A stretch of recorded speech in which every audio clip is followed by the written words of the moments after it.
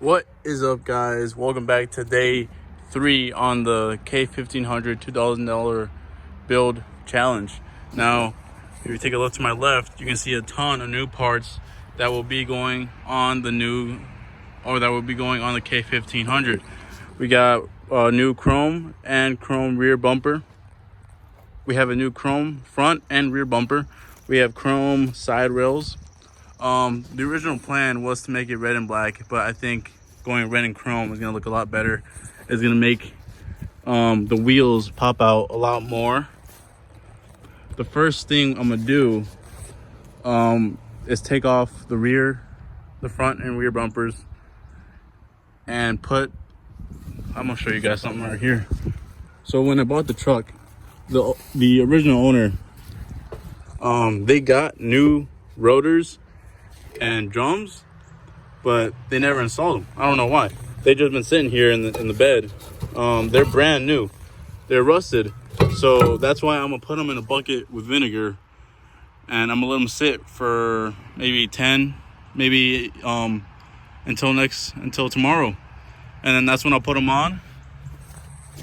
And that's when these big boys are gonna go on. These are new to me. 6 lug 5.5 inch bolt pattern. These are gonna look great on this truck. Obviously, because they're pretty beefy, we might have to raise the car, which I have no problem doing. I'm be excited about doing that. That's gonna be for a later video though. There's 2 bolts, torsion bolts I think they're called, that we just tighten and it'll raise up the truck. We'll have to buy a part for the rear to match the front.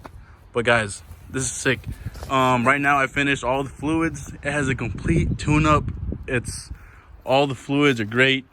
It would run, but my dad took the charger with him, the little starter. I'm not sure what it's called, but it would be running right now. I'd be going around the yard, just driving with the 4x4 or just the 2 rear wheels. But I'm pretty busy right now. So yeah, that's what I'm gonna do. I'm gonna put the rear brakes and the front discs in a bucket of vinegar. I'm gonna switch out the bumpers.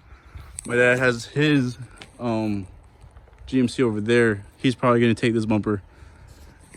I think I'm gonna be painting the grill red. I think that would look good. You guys let me know in the comments what you think. The back of the truck, I started working at it. There's 2 bolts on each side, 1 and 2. I took the top one off. I'm working on the bottom one. You're gonna want to put a ratchet on the other side, because once you break it loose, it is gonna start spinning with the bolt. So you won't be able to get it off that way. You gotta put a ratchet on the other side. Like put the bolt here, ratchet there, and when you move this right here, the ratchet is gonna get stuck, and then that's when you can break that bolt loose. You want to do that for all 4. As you can see, it's pretty rusted, but I got something for that in the next episode or day after this one. Bumper's off. This is how your Chevy's gonna look like. It was a real pain. There's 5 bolts on each side. 3 of them are near each other, and the other 2, let's see if I can get it close up. For the other 2,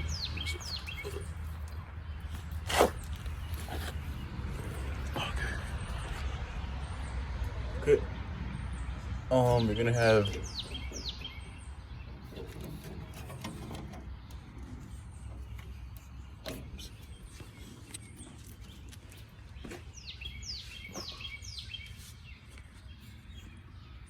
those are 1, 2, 3, 4 bolts you gotta take off,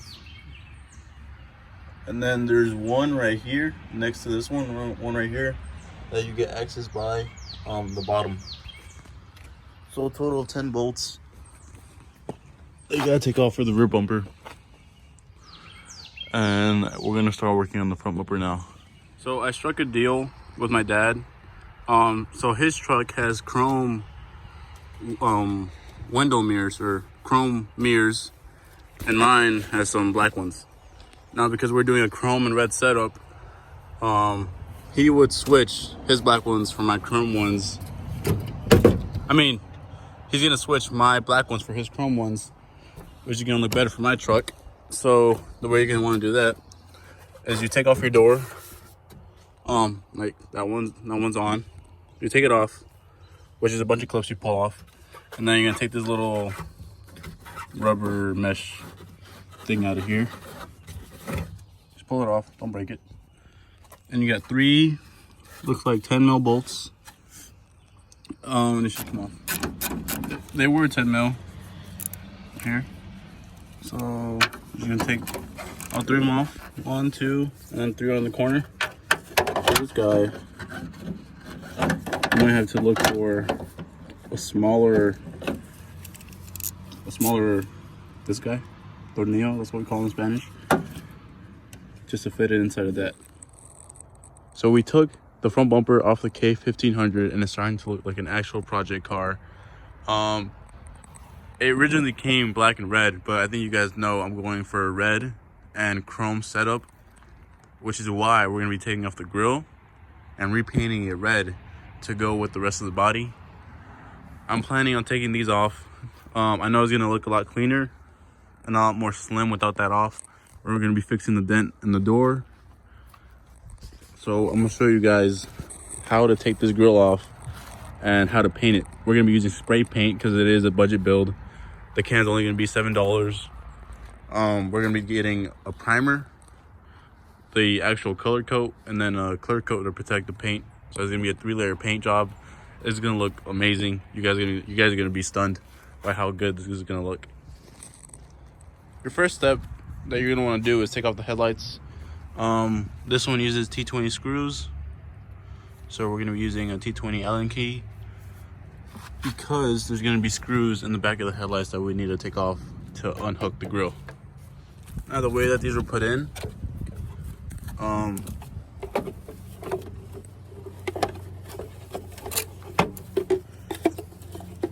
this piece right here has notches that fit inside the individual headlight.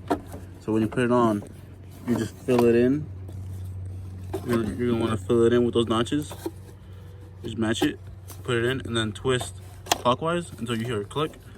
And then to take it off, you have to push in that that lever, this lever right here. Push it in, and then turn counterclockwise. So this is how it looks like. Push in, and then spin counterclockwise. That's how you take it off. Now that you're at this step, it's a good idea to check your bulbs. Check them both. As you can see that they're both still attached. If there's any pieces like moving around inside the bulb that shouldn't be moving, it's a good time to replace them. So one of the problems that this car came with was an electrical issue. It just wouldn't start sometimes, and we think it's because, we're pretty sure it's because of this cable right here. You can see it's all beat up. Like this, like half of the wire isn't even connected to the ground of the battery. So what we went and got was a 40-inch switch to starter battery cable. It was around $10 plus tax. So it is longer. It's like twice as long as this one right here. So we're gonna get it. We're gonna run it and run it over here. Make sure it clears everything that's in its way, so we can like start the engine every time, no problems. And that's how we're gonna fix this issue.